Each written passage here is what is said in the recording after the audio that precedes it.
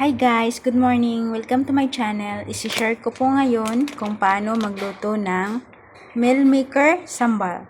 Ngayon po may nakababad po ako ditong soya chunks. Babad po natin siya ng 15 minutes. Squeeze po natin siya guys.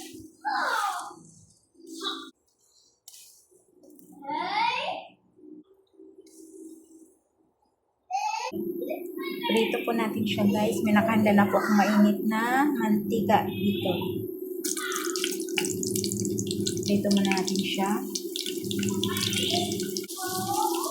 Antayin po natin siyang medyo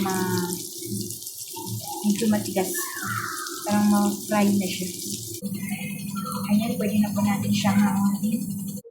Ito naman guys ay patatas, potato. Isahog po natin siya sa ating meal maker sambal. Isahin lang po natin, i-fry po natin siya. Sorry.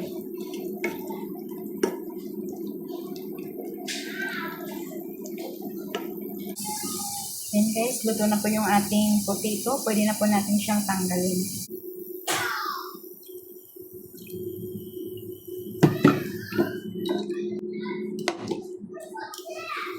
Ilagay na po natin yung ating cinnamon stick, star anise, tsaka cardamom stick.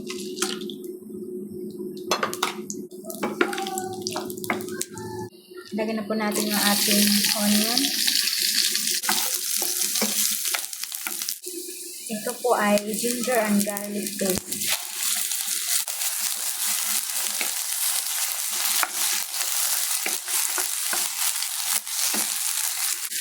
Ito naman po ay lemongrass stick.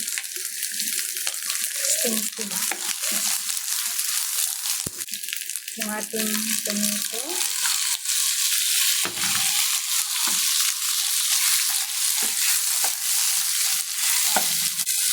Haluin lang po natin siya ng haluin hanggang maluto po yung ating tomato. Ito guys, yung ating fried potato.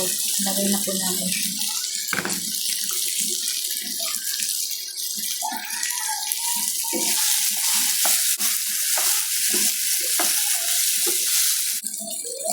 This one is red chili powder.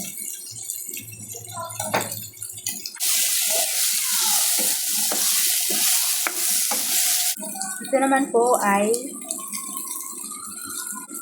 chili paste.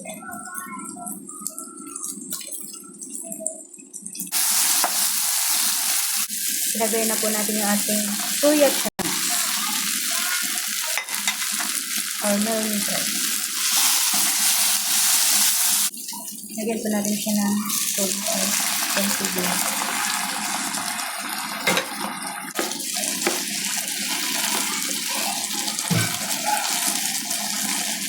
Lagyan po natin siya ng salt. Ito po yung ating soya chunks or meal maker sambal. Thank you guys. Thank you for watching. Bye! Off na po natin.